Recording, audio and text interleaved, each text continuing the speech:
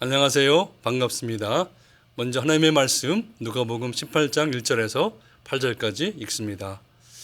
예수께서 그들에게 항상 기도하고 낙심하지 말아야 할 것을 비유로 말씀하여 이르시되 어떤 도시에 하나님을 두려워하지 않고 사람을 무시하는 한 재판장이 있는데 그 도시에 한 과부가 있어 자주 그에게 가서 내 원수에 대한 나의 원한을 풀어주소서 하되 그가 얼마 동안 듣지 아니하다가 후에 속으로 생각하되 내가 하나님을 두려워하지 않고 사람을 무시하나 이 과부가 나를 번거롭게 하니 내가 그 원한을 풀어주리라.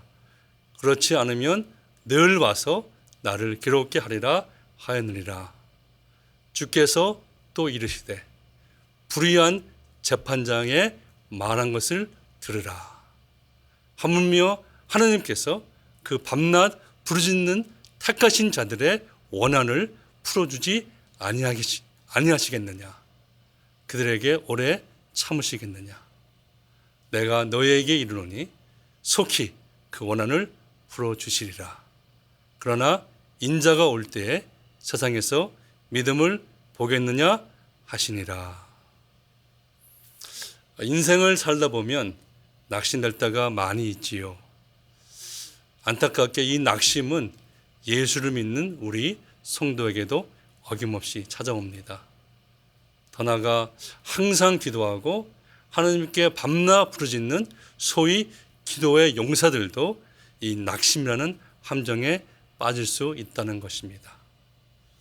한 미국 목사님의 글에서 성도들이 낙심하는 이유를 조사한 것을 보게 되었습니다. 크게 5가지로 정리했는데 그 첫 번째는 loss of loved one, 즉 사랑하는 사람을 잃어버렸을 때 낙심이 됩니다.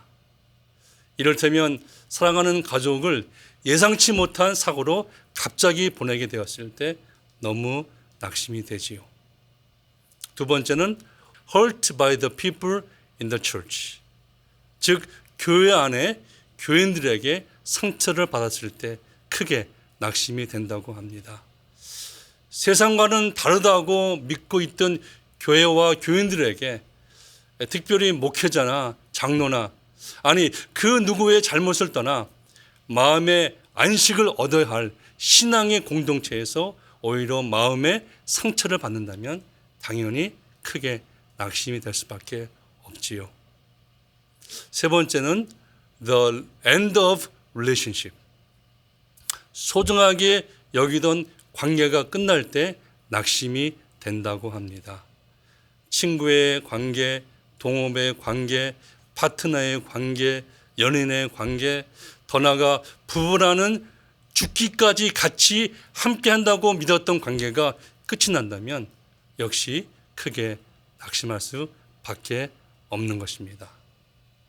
네 번째는 the death of a dream, 직역한다면 인생의 꿈이 죽었을 때, 즉 삶의 비전이 사라질 때, 그토록 바라고 원하고 그것을 위해서 평생 달려오던 내 인생의 꿈이 사라질 때 예수를 믿는 성도지만 역시 낙심을 한다고 합니다.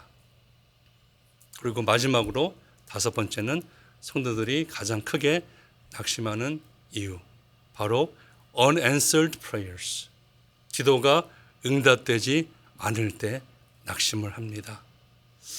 하나님이 살아계신 것을 믿는 성도지만 더 나아가 중보기도자, 기도의 용사라고 하지만 항상 기도하고 밤낮 부르짖는 기도가 응답되지 않는다고 생각될 때 안타깝게도 우리는 낙심될 수밖에 없다는 우리의 솔직한 현실입니다. 특별히 항상 기도하고 밤낮 부르짖는 기도의 제목들이 응답되지 않을 때, 여러분 우리가 왜 항상 기도하고 밤낮 부르짖습니까? 그것은 밤낮 부르짖는 기도 제목이 어떤 면에서 가장 중요하고 가장 간절하고 가장 하나님의 역사와 응답이 필요한 기도 제목이에 그렇지 않습니까? 그런데 항상 기도하고 밤낮 부르짖는 기도가 응답되지 않을 때 우리는 낙심하는 것이 아니라 더 정확히 표현한다면 낙심이 되는 것입니다. 사랑하는 기도 동역자 여러분, 여러분은 신앙생활을 하시면서 언제 가장 낙심이 되십니까? 언제 낙심이 되시나요?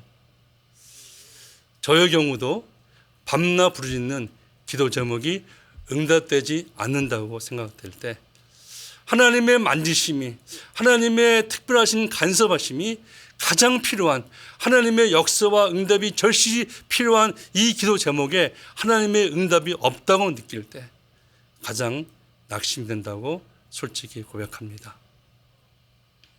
이러한 연약한 인생들을 너무나 잘 아시는 우리 주님께서는 오늘 본문 비유의 말씀에서 낙심이라는 영적 함정에서 우리를 건져주시는, 더 나아가서 항상 기도하며 낙심에 빠지지 않도록 우리를 격려하시고 우리를 보호하시는 주님의 처방을 세 단계로 우리에게 제시해 주고 계십니다.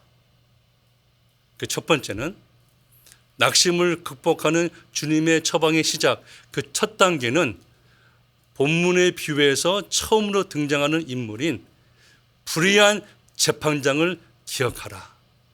불의한 재판장을 기억하라입니다. 본문 6절에 우리 주님께서 이렇게 말씀하시죠. 주께서 또 이르시되 불의한 재판장이 말한 것을 들으라 라고 말씀하시죠. 그가 무엇을 말합니까? 본문 4절과 5절을 보면 내가 하나님을 두려워하지 않고 사람을 무시하나 이 과부가 나를 번거롭게 하니 내가 그 원한을 풀어주리라. 그는 참으로 악하고 불의한 재판장입니다. 그러나 밤낮 찾아와 이 불의한 재판장을 번거롭게 하기에 그는 불의하고 악할지라도 그 과부의 간청으로 인해서 소원을 들을 수밖에 없다는 것입니다. 사랑하는 기도 동역자 여러분, 밤낮 부르짖는 우리의 기도가 응답되지 않는다고 생각되고 낙심이 될 때 먼저 이 불의한 재판장을 기억하시기 바랍니다. 불의한 재판장을 기억하라. 다음으로 우리 주님의 처방의 두 번째 단계는 오늘 비유의 말씀에서 두 번째로 등장하는 인물 과부를 기억하라입니다. 과부를 기억하라.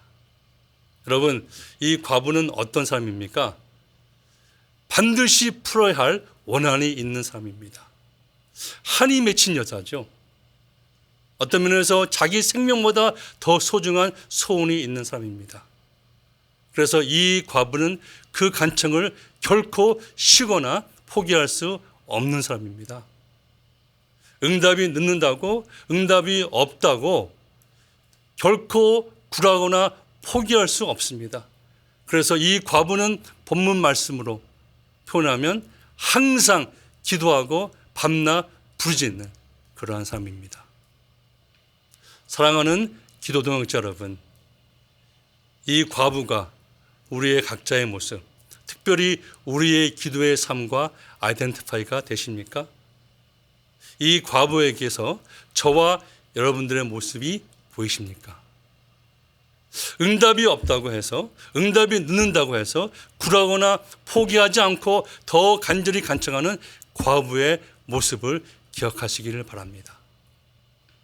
바라기는 하나님의 나라와 그 의를 구하는 간절한 소원으로 이 과부와 같이 응답이 없다고, 응답이 늦는다고 결코 쉬거나 포기하거나 낙심하지 않고 항상 기도하고 밤낮 하나님께 부르짖는 저와 여러분이 되시기를 간절히 소원합니다.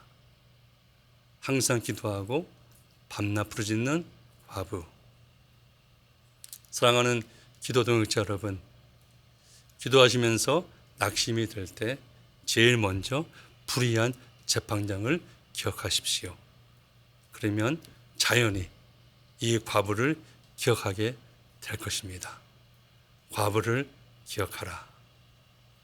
세 번째로 기도하며 낙심될 때 우리 주님의 처방의 세 번째 마지막 단계는 하나님을 기억하라. 하나님을 기억하라입니다. 오늘 비유에서 마지막으로 등장하시는 우리 하나님 아버지, 그분을 기억하라 말씀하십니다.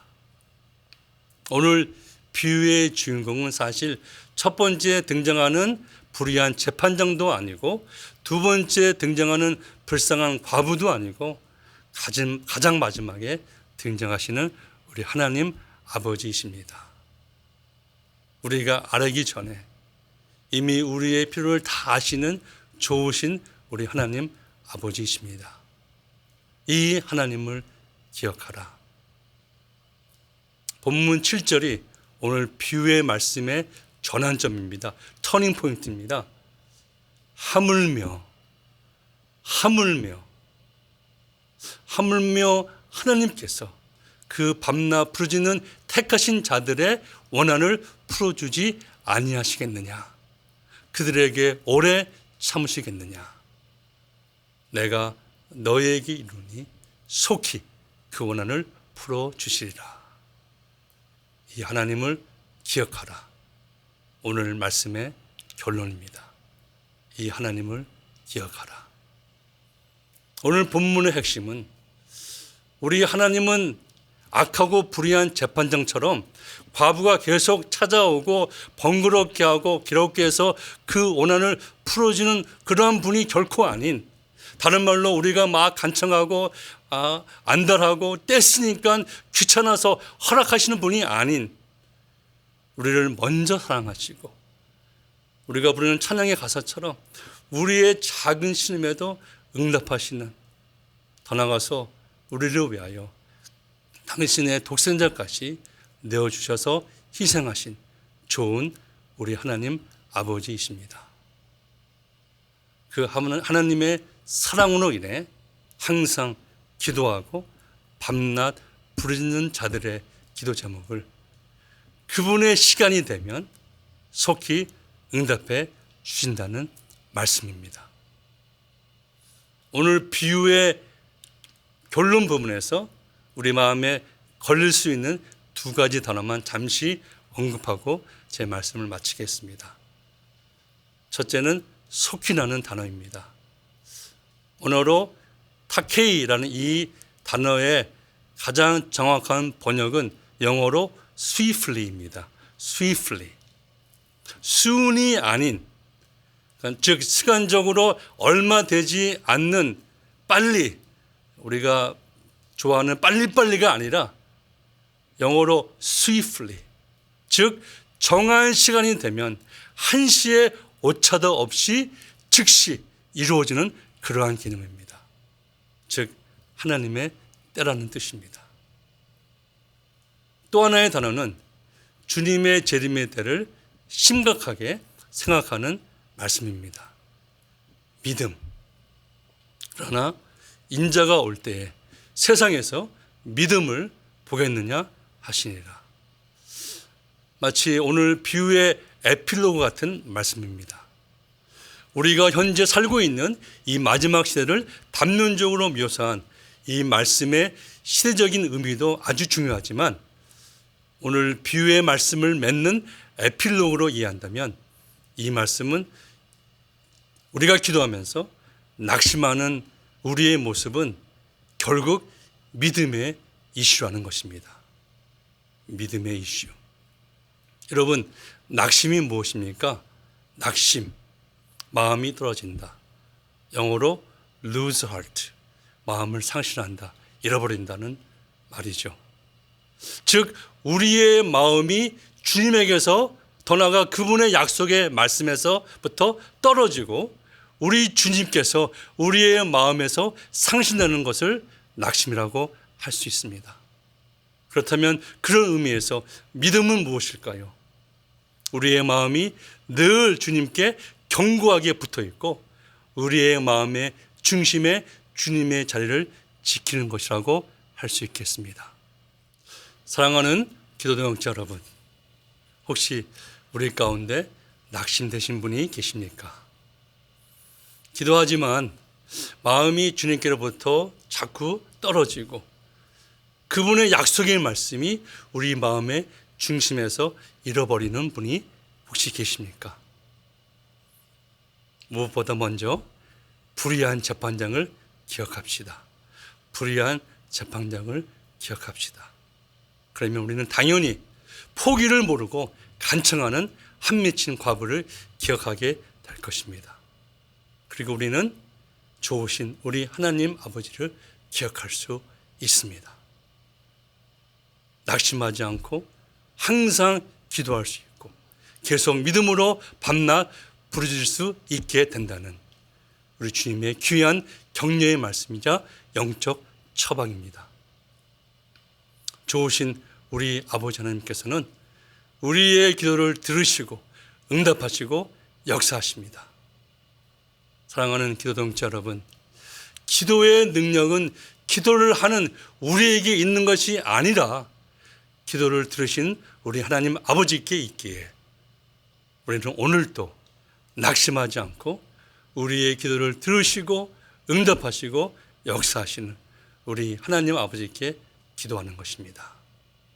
기도하시겠습니다. 사랑의 아버지 하나님 감사합니다. 오늘 연약한 저희들, 기도하면서도 낙심하는 저희들에게 귀한 비유의 말씀을 통해서 낙심이라는 영적 함정에서부터 벗어날 수 있는 귀한 은혜와 말씀 주심을 감사합니다.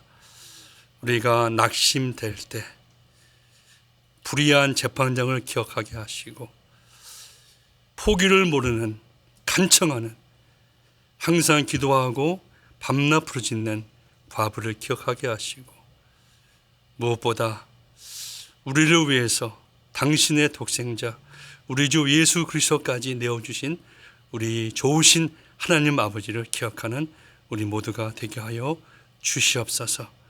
오늘도 그러한 믿음으로 아버지께 기도하기 원합니다. 우리 주님께서 아버지의 때에 속히 응답하실 것을 믿사오며 이 모든 말씀 우리 주 예수 그리스도의 이름으로 감사하며 간절히 기도하옵나이다. 아멘.